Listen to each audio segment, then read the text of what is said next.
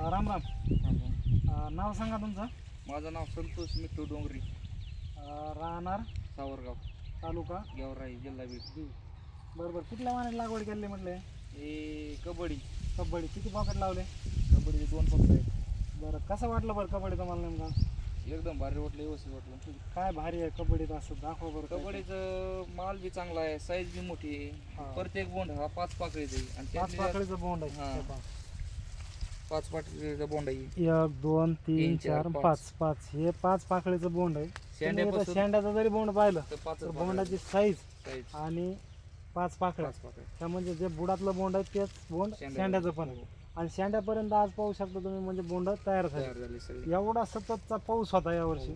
पावसामुळे काही नुकसान झालं असं काही वाटतंय का तुम्हाला? बोंड सड वगैरे नुकसान काही झालं नाही एवढं. म्हणजे 4 5 बोर्ड सडले, ते पण प्रत्येक जण सडत येतो. हा, म्हणजे एवढा पाऊस असताना सुद्धा म्हणजे जे बोंड काळे पडणार होते ते काळे पडलेले नाही ते कबड्डी वाहनाचे. आणि तुम्ही पाहू शकता आज पूर्ण प्लॉट म्हणजे 10 जूनची लागवड आहे आणि आज 9 ऑक्टोबर. म्हणजे साधारण 120 दिवसाच्या आसपास दिवस झालेले, तरी पूर्ण कापूस हा हिरवागार आहे. अजून कुठेही काही झालेलं नाही आहे. आणि कुठं जरी पाहिलं तर ॲव्हरेजमध्ये किती बोंड आहे बरं समजा? एक 80-90 बोंड आहेत. 80-90 बोंड आज कापसाला पूर्ण तयार आहेत.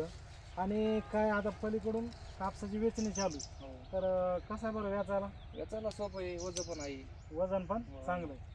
5 पाकळ्याचं बोंड असल्यामुळं एका पाकळीमध्ये 8-9 गोडा निघतात. एका बोंडात 40-45 सरकी निघते, त्यामुळे वजन एकदम चांगलं येतं. तर समाधानी तुम्ही? हो, समाधान. यावर्षी 2 पॉकेट लावले, येणाऱ्या वर्षी किती पॉकेट लावता? 5 पकडलो. 5 पॉकेट. चालतंय, धन्यवाद.